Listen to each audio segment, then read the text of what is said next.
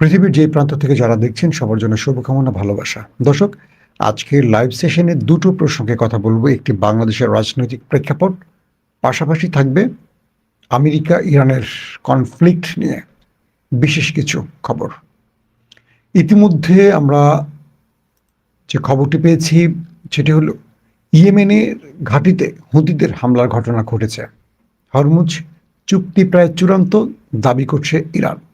প্রশ্ন করবেন, ইয়েমেনে ঘাঁটিতে হুতিদের হামলা মানে কি? দেশটা তো একটাই, অর্থাৎ ইয়েমেন দুটো সরকার দ্বারা পরিচালিত। একটি ইয়েমেনের সরকার যেটা সৌদি ঘোষিত, আরেকটি হুতি যারা ইরান বা শিয়া ইরান দ্বারা শাসিত।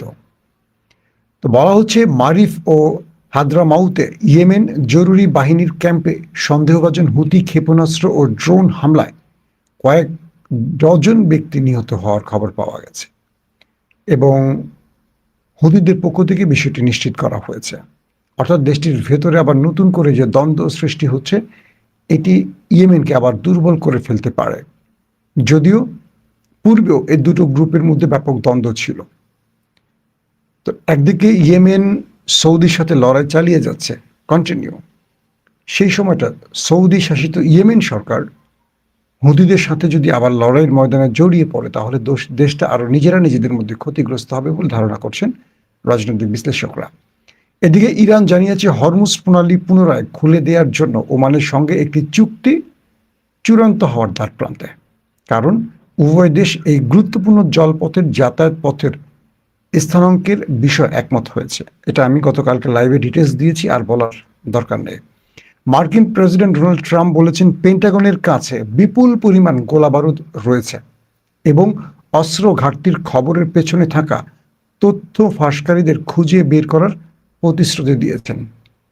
অন্যদিকে মাজদাল সেলেম শহরে এক বিস্ফোরণে 2 ইসরায়েলি সৈন্য নিহত হওয়ার পর ইসরায়েল দক্ষিণ লেবাননে বিমান হামলা শুরু করেছে। দর্শক, আসেন কয়েকটা গুরুত্বপূর্ণ খবরের বিশ্লেষণে আসি, তারপর বাংলাদেশ প্রসঙ্গে চলে যাব। বলা হচ্ছে যে মার্কিন প্রেসিডেন্ট ডোনাল্ড ট্রাম্প তার প্রতিরক্ষা মন্ত্রী পিট হেগসেটের উপর ব্যাপক ক্ষেপেছেন। আজকে তিনি তাকে ডেকে নিয়ে ব্যাপক ধোলাই চালিয়েছেন। বলেছেন পিট হেগসেটকে, তোমার জন্য আমার এই করুণ দশা। তুমি যুদ্ধমন্ত্রী বা প্রতিরক্ষা মন্ত্রী, তুমি যুদ্ধের সঠিক হিসেব আমাকে কখনো বলনি। তুমি আমাকে বলেছো যথেষ্ট অস্ত্র আছে, যথেষ্ট গোলা বারুদ আছে, যথেষ্ট মিসাইল আছে, যথেষ্ট অ্যান্টি মিসাইল আছে, ব্লা ব্লা ব্লা। কিন্তু প্রকৃত অর্থে কি ঘটেছে, যে কারণে আমাদের সেনারা আর যুদ্ধ করতে চাচ্ছে না? ট্রাম্প তার প্রতিরক্ষা মন্ত্রীকে শাসিয়ে বলেছেন, তুমি আমাকে যুদ্ধের ময়দানের ভুল তথ্য দিয়ে আমাকে এই পরাজয়ের মুখে ফেলেছ। আমি আপনাদের বোধহয় আজ থেকে কয়েক সপ্তাহ আগে না মাসখানেক আগে বোধহয় বলেছিলাম যে যুদ্ধে যখন আমেরিকা হেরে যাবে, ট্রাম্প যেহেতু প্রেসিডেন্ট, তিনি কাউকে কোরবানি দিবেন। এবং সেই সময়টা আমি ইঙ্গিত দিয়েছিলাম যে তিনি পিট হেগসেটকে টার্গেট করতে পারেন। অবশেষে সেই বিষয়টি ঘটে গেল। ট্রাম্পের ইচ্ছে যুদ্ধটা হয়েছে। সবচেয়ে বড় কথা, এই যুদ্ধটা চেয়েছিল ইসরায়েল এবং ট্রাম্পকে বাধ্য করেছিলেন। আর ট্রাম্পের যুদ্ধমন্ত্রী বলেন, তার চিফ অফ স্টাফ বলেন, তার সেনা প্রধান বলেন, তার সেন্টকম বলেন, এরা সবাই ট্রাম্পের ইশারায় পুতুল মাত্র। তো এখন ট্রাম্প পিট হেগসেটকে বলছেন যে তুমি আমাকে যুদ্ধ পরিস্থিতির প্রকৃত চিত্র দেখাওনি। তুমি যা বলেছো তার আলোকে আমি যুদ্ধ করে গেছি, ফলে আমি দেখেছি যে আসলে আমার মধ্যপ্রাচ্যে মার্কিন ঘাঁটিগুলো শূন্য হয়ে পড়েছে। প্রকৃত সেনার সংখ্যার নিহতের সংখ্যাও আমি জানি না, আমাকে ভুল জানানো হয়েছে। কতগুলো যুদ্ধ বিমান ধ্বংস হয়েছে সেটার প্রকৃত চিত্র আমি জানি না। কতগুলো ড্রোন ধ্বংস হয়েছে তারও প্রকৃত সংখ্যা জানি না। কতগুলো ঘাঁটিতে আমাদের ক্ষয়ক্ষতি হয়েছে, কি কি ক্ষতি হয়েছে তারও দৃশ্য আমি জানি না। এর জন্য তুমি দায়ী মিস্টার পিট হেগসেট। অর্থাৎ ট্রাম্প এই লড়াইতে পরাজিত হয়ে গেছে, তার ইঙ্গিত আমরা পেয়ে গেছি। আর তাই পিট হেগসেটকে একটা ভালো রকম কি বলবো ঘষা মাজা করলেন। পাশাপাশি ট্রাম্প আরেকটি বিষয় বললেন, যারা যুক্তরাষ্ট্রের ভেতরের খবর বাইরে ফাঁস করেছে তাদের বিরুদ্ধে ট্রাম্প এখন ব্যবস্থা নেবেন। যুদ্ধের ময়দানে আমরা মনে করি যে যুদ্ধ বিমান, ড্রোন, মিসাইল প্রকৃত যুদ্ধের অস্ত্র, আসলে না।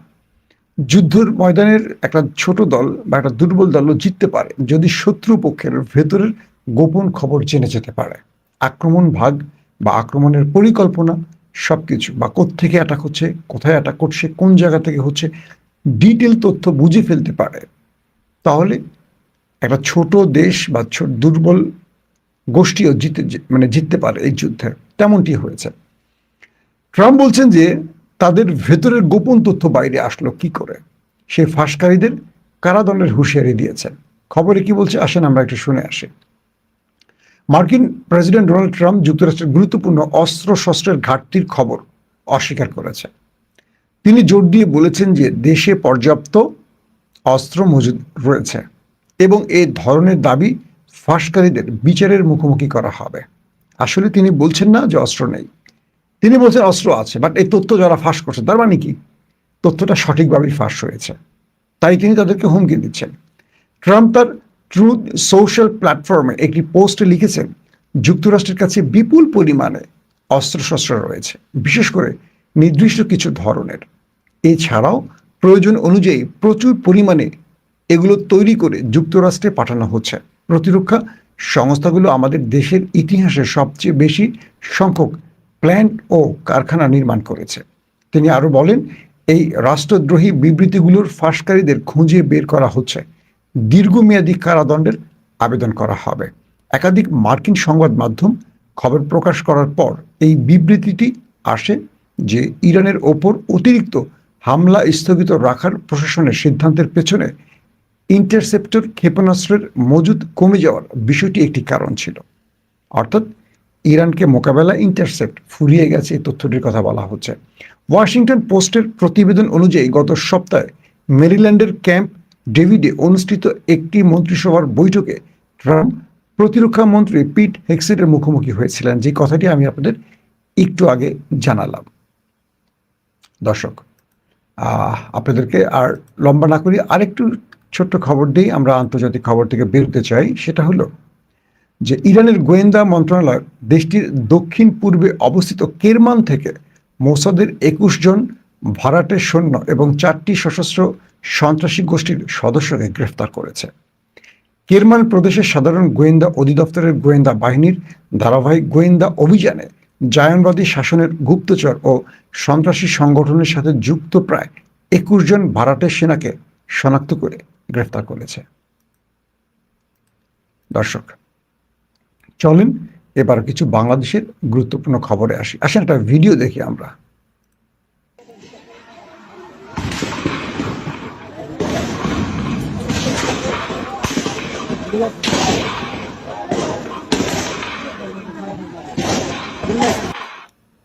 এই দৃশ্যগুলোকে আপনারা ভুলে গেছেন? আমরা এখন জুলাইতে দাঁড়িয়ে আছি না? এই দৃশ্যগুলোর মাধ্যমে অজস্র মায়ের বুক খালি হয়েছিল। এখনো কাঁদছেন, অনেকে সন্তানকে খুঁজে বেড়াচ্ছেন। কোনো মায়ের একমাত্র সন্তান স্বাধীনতার এই লড়াইতে জীবন দিয়েছে। ২ বছর পেরিয়ে গেল, তাদের ঘরে কান্না, কিন্তু রাষ্ট্র হাহাকার করছে। জুলাই বিপ্লবের প্রকৃত মালিক কারা? কে প্রধান, কে একমাত্র ঘোষক, এক দফার ঘোষক? কার অবদান কতটুকু? এগুলো নিয়ে এখন যে যার মতো করে ক্রেডিট ছিনতাই রাজনীতি করছে। কিন্তু এই দৃশ্যগুলো আমাদেরকে মনে করে দেয় কি ঘটেছিল বাংলাদেশে। স্বদেশী একটা দেশ বিদেশিদের সাথে লড়াই করতে পারে, কিন্তু একটা দেশের জনগণ যখন তার নিজেদের নিরাপত্তা বাহিনীর সাথে লড়াই করে, এটা কত কঠিন এটা একমাত্র বাংলাদেশ জানে। আমরা আপনাদেরকে আরেকটা ভিডিও দেখাই। আচ্ছা, কিছু ভিডিও দেওয়া হবে।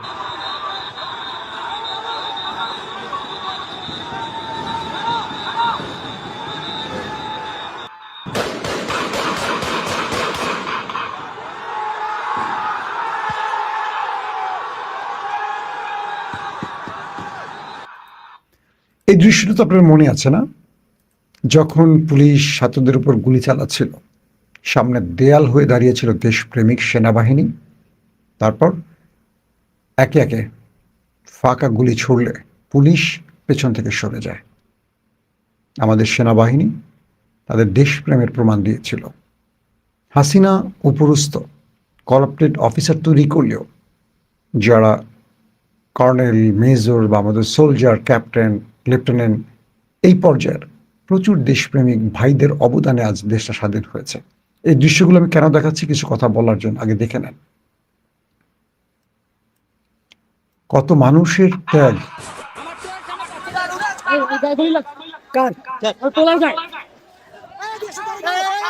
দিনটা ছিল ৪ঠা আগস্ট ২০২৪। স্থান মিরপুর ১০। সেখানেই গুলিবিদ্ধ হন অজ্ঞাত এক তরুণ।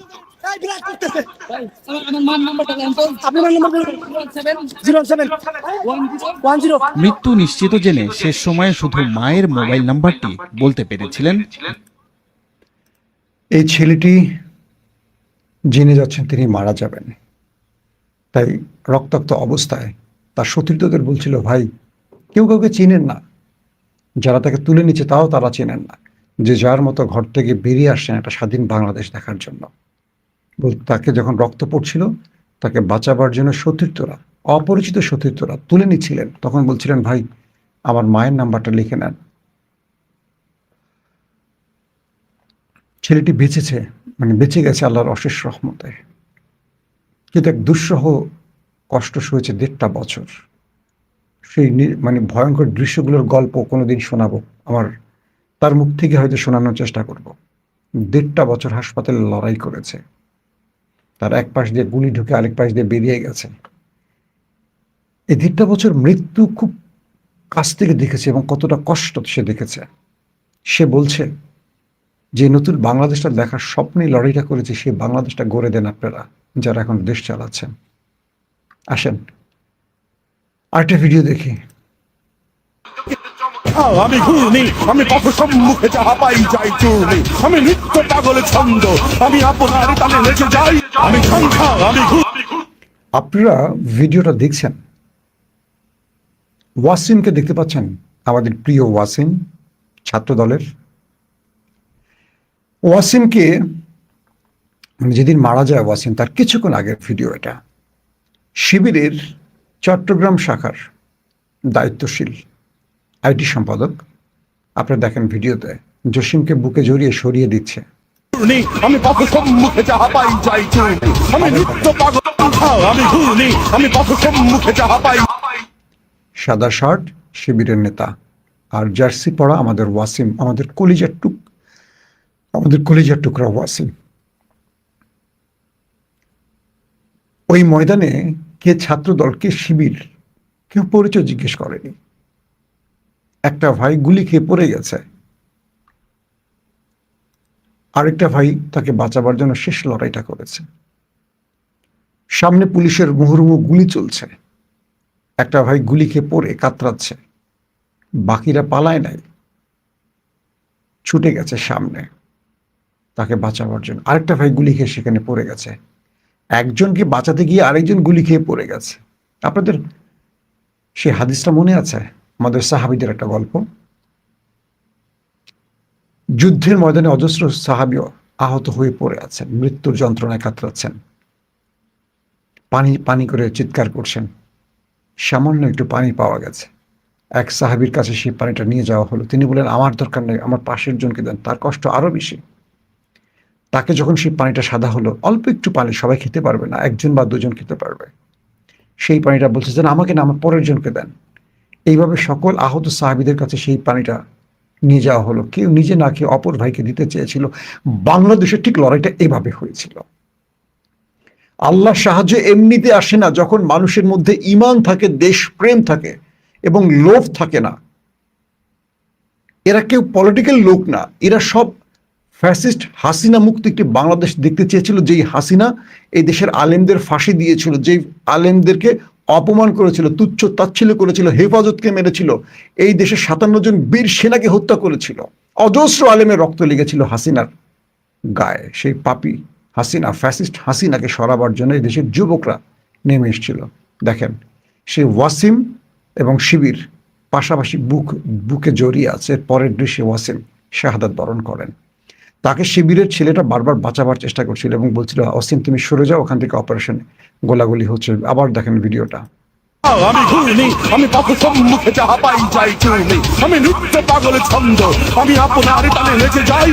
আমি ঝঞ্ঝা, আমি ঘূর্ণি, আমি পথ সম্মুখে যাহা পাই যাই চূর্ণি, আমি নৃত্য পাগল ছন্দ, আমি আপনার তালে নেচে যাই। আমি মুক্ত জীবনানন্দ, আমি হাম্বির, আমি ছায়ানট, আমি হিন্দোল, আমি চলো চঞ্চল ঠমকি ঠমকি পথ যেতে যেতে যেতে চমকি। এটা ছিল আমাদের ওয়াসিমের শেষ ভিডিও। আর ফিরে আসেনি ওয়াসিম তার মায়ের কাছে।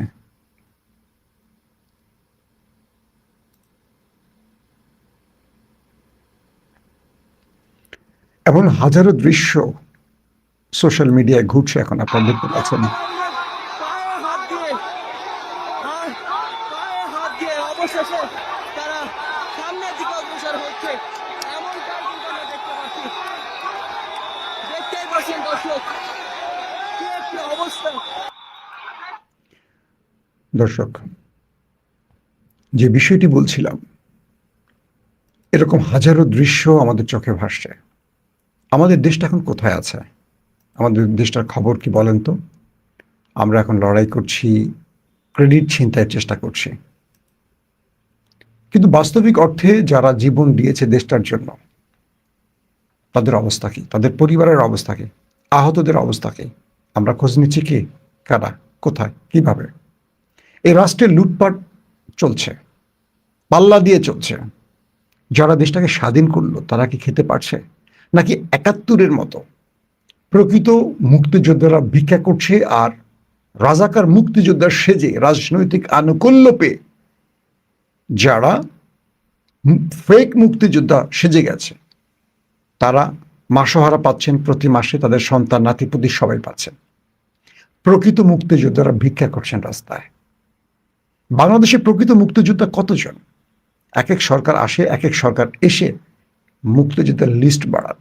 এমনও বহু মুক্তিযোদ্ধা পাওয়া গেছে যারা একসময় রাজাকার ছিলেন, কারণ তারা ওই দলটি করতেন আর দলটি ক্ষমতায় ছিল, মুক্তিযোদ্ধা সেজে গেছেন। এমন অনেক মুক্তিযোদ্ধা আছে যাদের জন্মই হয় নাই, মুক্তিযোদ্ধা হয়ে গেছেন। আর প্রকৃত মুক্তিযোদ্ধারা কোথায়? কেউ জানে না। এই জুলাই যারা বিপ্লবী, তাদের জীবনে যেন এটা না ঘটে। যারা এই বিপ্লবের যোদ্ধাদের, ফাইটারদের, বীর সেনাদের মূল্যায়ন করবে না, মনে রাখবেন, তারা আর নতুন বাংলাদেশে কাউকে রাজপথে পাবে না। মানুষ তখনই জীবন দেয় যখন দেশকে রক্ষার প্রশ্ন আসে, কিন্তু যারা রাজনীতিবিদ তারা দেশকে বিক্রি করে রাজনীতি করে। এটা খুবই দুঃখজনক ব্যাপার। দর্শক, আজকে সচিবালয়ে ঘেরাও ছিল জামাত ইসলামের, তেল গ্যাস বিভিন্ন দাবিতে। সেখানে একটা দৃশ্য সোশ্যাল মিডিয়ায় ভাইরাল হয়েছে। সেটা কি? পিরোজপুর বোধহয় না, বরগুনার এমপি, জামাতের সাবেক শিবির সভাপতি এবং ডক্টর শফিকুল ইসলাম মাসুদ, বেশ আলোচিত ভাইরাল একজন ছাত্রনেতা, তাকে চর মেরেছিলেন জামাতের আমির। এমন একটি দৃশ্য সোশ্যাল মিডিয়ায় ভাইরাল হচ্ছে। এটা নিয়ে আমার কিছু আলোচনা।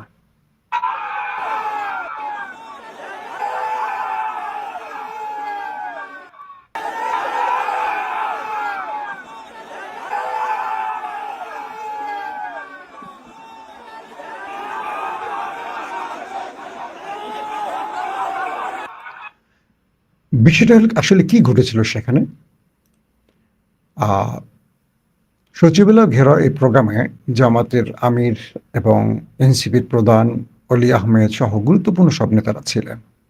তারা প্রশাসনকে 10 মিনিটের সময় দিয়ে বলেন যে আমাদের যে দাবিগুলো আছে এগুলো সরকারের মন্ত্রী এসে নিয়ে যাবে, বা তাদেরকে ডেকে আনেন, আমরা দাবিগুলো তুলে আমরা এখান থেকে চলে যাবো। এরকম অনেকগুলো তথ্য আসে, নতুবা আমরা নতুন করে আন্দোলন সংগ্রামে ডাক দেব। এই সময় দুটো জিনিস ঘটেছে। একটা, পটুয়াখালীর এমপি লিখেছেন এক ভাই, ধন্যবাদ ভাই। তো মাসুদ সাহেব ইয়াং ফোর্স বা ইয়াং ফোর্সের অন্যতম জনপ্রিয় নেতা, শিবির বা যারা ইয়াং ফোর্সের। এখানে দুটো বিষয় ঘটেছে। একজন রানিং এমপিকে তার দলের প্রধান আদর করে চর দিয়েছেন। চর মানে এরকম হালকা করে লাগিয়েছে এবং তিনি সঙ্গে সঙ্গে থেমে গেছেন। শিবির দেখালো তাদের একটা ডিসিপ্লিন কাকে বলে। ধরেন রাস্তায় আওয়ামী লীগ, বিএনপি, জামাত, 3টা দলের প্রোগ্রাম হচ্ছে, কোনো একটা জায়গায় হসপস হয়ে গেছে, মঞ্চ থেকে বিএনপি বা আওয়ামী লীগ চেয়ার ছোড়াছুরি করে, দেখেন না, মাইক ফাটায় ফেলায় নেতারা, মির্জা ফখরুল ইসলাম আলমগীর, এই থামো, এটা করো ওইটা করো, লাস্টে সে বকাবকি পর্যন্ত করে, কেউ থামে, মারামারি করে, কে কত পারে, এই ভাই গ্রুপ ওই ভাই গ্রুপের সাথে পিটাপিটি, চেয়ার ভাঙা ভাঙি যা তা হয়ে যায়। নিজেরা তো পর্দার আড়ালে গোলাগুলি খুনাখুনি করে, একদম অন স্ক্রিন এগুলো করে। শিবির এমন একটা দল, আমি সংবাদ কভারেজ করতে এগুলো দেখেছি, মঞ্চ থেকে তার নেতা যদি বলি স্টপ, স্টপে পুরো শব্দটা বলার প্রথম অ্যাস শব্দটা আসার সাথে সব মঞ্চ ঠান্ডা। এত ডিসিপ্লিন একটা ফোর্স শিবির, আমি ফোর্স বলছি, এত মানে কি বলবো, চোখের ইশারায় দলটা চলে, অবাক হয়ে যায়। তাদেরকে খুব অপছন্দ করতাম, কিন্তু এই দীর্ঘ আন্দোলন সংগ্রামে তারা যখন বিএনপির সাথে একসাথে এক প্ল্যাটফর্মে আন্দোলন করছে, তখন অনেকে চিনছি, অনেকে দেখছি, অনেকের সাথে কাজ করতে গিয়ে তাদের প্রতি একটা মায়া তৈরি হয়েছে। তাদের এই ডিসিপ্লিন, তাদের এই জিনিসগুলো আমার কাছে ভালো লাগছে। যেটা সত্য সেটা বলতে দ্বিধা নেই, যেটা ভালো লাগবে সেটা বলতেই হবে। এতদিন বিএনপিরও ভালো লাগছে, সাম্প্রতিক সময় বিএনপির ভালো লাগছে না। তো এখন বিষয়টা হলো কি, মাসুদ সাহেবকে দিয়ে জামাত 3টা খেলা খেলছে। এক, মাসুদ তুমি খেপে যাবা, আমি থামিয়ে দেব, বুঝতে পারছেন?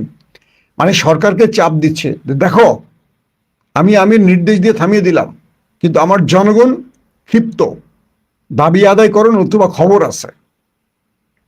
এই মেসেজটা সরকারকে দিয়েছে। 2 নম্বর, যে আমি আমার একটা এমপিকে ধাক্কা মারতে পারি, আমার কন্ট্রোল কি আমার দলের মধ্যে দেখো, আমার এক ইশারা আমার দল উঠে আর বসতে পারে, এইটা সেই দল। 2, মাসুদকে ধাক্কা দিয়ে যে বার্তাটি দিল সেটি হলো যে এই সংগঠনের যে যত বড় নেতাই হোক, এক নির্দেশনা চলতে হবে, সেটা হলো আনুগত্যের যে জায়গাটা, আমিরের নির্দেশ। 3 নাম্বার, যে এই জনগণ একটা বড় বৃহত্তর আন্দোলনের জন্য মুখিয়ে আছে, তাদেরকে ধাক্কা দিয়ে থামাতে হচ্ছে, বা একজন এমপিকে কিভাবে কন্ট্রোল করতে হয়েছে আমাদের, দেখেন। অর্থাৎ অনেকগুলো মেসেজ এখানে জামাত ইসলাম দিয়েছে। এটাকে যারা ভাইরাল করছে নেগেটিভ অর্থে, সমস্যা নাই, করতে পারেন যে যার অ্যাঙ্গেল থেকে। আমি আমার অ্যাঙ্গেলটা বলছি, আপনারা আপনাদের অ্যাঙ্গেলটা বলবেন। এটা বাংলাদেশের অন্য কোনো রাজনৈতিক দলের মধ্যে সম্ভব? আমার মনে হয় না। এতক্ষণ খুনাখুনি হয়ে যেত, কে কার কাকে কি করছে। কারণ জামাত তো পরিবারতন্ত্রের রাজনীতি না, যে আমির সাহেবের ধাক্কা মারলে কিছু হবে। আমির সাহেব দেখবেন 2 বছর পরে নাই, আরেকজন আমির হয়ে যাবে, সে তাকে মানলে কি না মানলে কি। কিন্তু এই ধারাবাহিকতাটা আমার ভালো লাগছে। এবং ইন্টারেস্টিং ব্যাপার হলো যে এই নেতাদের মধ্যে, মানে আমির সাহেব তাকে শুধু এরকম গালে হাত দিয়ে একটা ধাক্কা দিলেন বা চট দিলেন, যেটাই বলেন আপনারা, পরক্ষণে একটা কাজ করছেন, মাসুদকে জড়িয়ে কপালে চুমু দিচ্ছেন। মানে আমি এই জিনিসগুলো দেখে আর মুগ্ধ হই। যখন আমি দেখি আমাদের দলের মহাসচিবকে মানে লড়াই করে কাউকে থামাতে পারেন না, তখন আমার মনে হয় যে একটা বিশাল দলের চেয়ে অল্প কিছু লোক থাকুক, মানে দুষ্ট গরুর চেয়ে শূন্য গোয়াল থাকুক, একটা ডিসিপ্লিন ফোর্স থাকুক।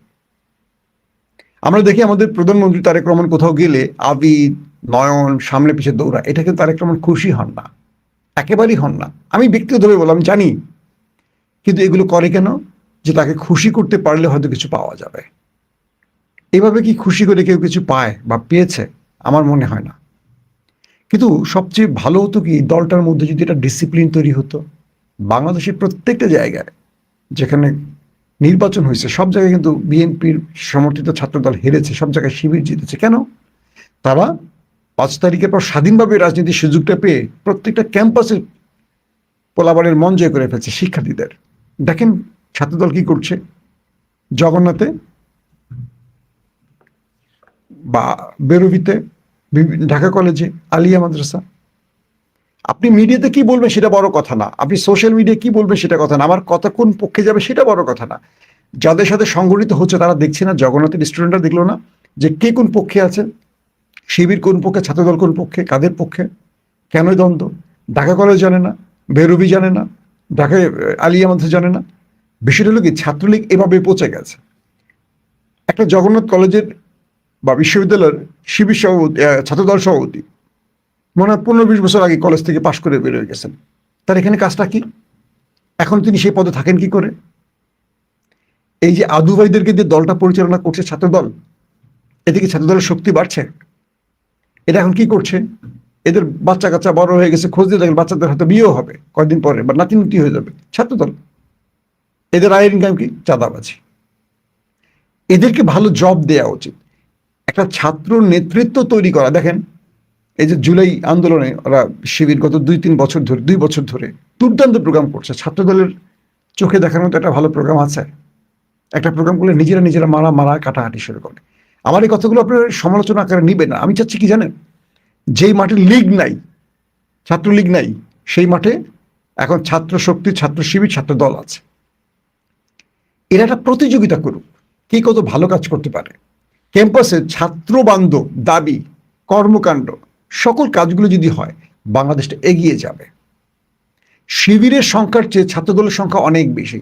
সারা বাংলাদেশ ছাত্রদলের নেতা কর্মীদের ভরপুর। শিবিরের সংখ্যা কতগুলো?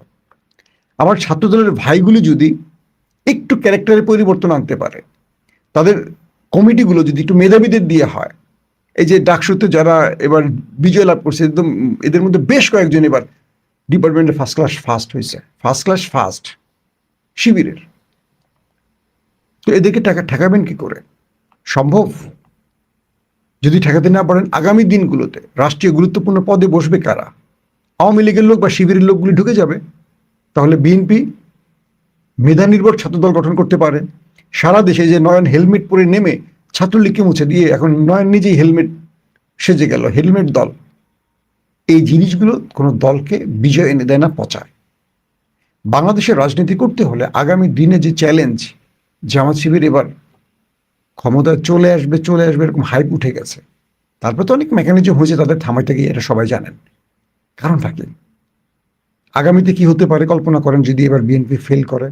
আওয়ামী লীগ তো মাঠে নাই। তো বিএনপির এই 5-6 মাসের দৃশ্যপটে তো বলে দিচ্ছে যে বিএনপি খুব ভালো কিছু করতে পারছে না, আগামীতে হয়তো পারবে। তাহলে কি করবেন? এই বিষয়গুলো নিয়ে আমাদের এখন ভাবতে হবে। রাজনীতিতে পেশি শক্তি দিয়ে টিকবে না। রাজনীতিতে এখন অস্ত্র, ওই যে হেলমেট, চাপাতি দিয়ে টিকবে না। জুলাই বলে দিয়েছে এগুলোকে না। এখন এগুলো যারা করবেন সবাই সম্মিলিত তাদের সামনে বাধা হয়ে দাঁড়াবে। এখন পর্যন্ত কোনো ক্যাম্পাস পুরোপুরি ছাত্রদল দখল করতে পারেনি। ক্যাম্পাস দখল করার দরকার নেই, মানুষের হৃদয় জয় করেন। তা আমার সাজেশনটা হলো, আমরা যারা জুলাইকে ভুলে যাচ্ছি, এই জুলাই ভুলে গেলে বাংলাদেশ আর কখনো জুলাই আসবে না। এখন বিএনপি মনে করে আর জুলাইয়ের দরকার নেই, আমরা তো ক্ষমতায় আছি। বিএনপি তো 5 বছর পরে ক্ষমতা ছাড়বে না, আল্লাহ না করুক। যদি বিএনপি আর ক্ষমতা আসতে না পারে 5 বছর পর, আর কেউ আসে পরে, তাই বিএনপি আজকে যে দাবিগুলো জামাত আর এনসিপি করতেছে, বিএনপিকে সেই দাবি নিয়ে আবার মাঠে নামতে হবে। কারণ তারা বিরোধী দল মানে তো দাবি, আর সরকারে বসলে কোনো দাবি মানি না। তখন শুধু সংবিধান। আগে শেখ হাসিনা সংবিধান করছে, ওবায়দুল কাদের করছে, এখন আমাদের সালাউদ্দিন ভাই করে। তো 24-এর আন্দোলনের পর জাতি দুটো জিনিস বুঝে গেছে। জাতিকে আর আগডুম বাগডুম বোঝানো যাবে না যে গণভোট হয়েছে তা যদি বাস্তবায়ন না করেন। আমি এটুকু বলতে পারি, 5 বছর বিএনপি স্টে করা কঠিন হয়ে যাবে। এখন বিএনপিকে যারা সময় দিচ্ছে, শুধু বিএনপি জামাত না, বিএনপিকে আরেকটা থার্ড পার্টি খেলছে বিএনপিকে নিয়ে, ইস্টাবলিশমেন্ট যদি কোনো কারণে জামাতের গ্রিপে চলে আসে বা জামাত ইস্টাবলিশমেন্টকে ম্যানেজ করতে পারে, বিএনপিকে ধাক্কা দিলেই পড়ে যাবে, ঝরঝর করে পড়ে যাবে। কারণ প্রশাসনের মধ্যে জামাত এবং আওয়ামী লীগের লোক ঢুকে আছে গুরুত্বপূর্ণ পদে, এবং বিএনপি জানি না তারা কাদের লোক। এবং এরাই বলে গুপ্ত, মনে করুন সর্বাধিক যারা গুপ্ত প্রচার করে, গুপ্ত বলে, এরা অধিকাংশ হলো অন্য দল থেকে আসা লোক, হয় জামাত থেকে আসা অথবা আওয়ামী লীগ থেকে আসা। অন্যকে গুপ্ত বলে নিজেকে জায়েজ করে। প্রত্যেকে ভালো থাকবেন। আল্লাহ হাফেজ।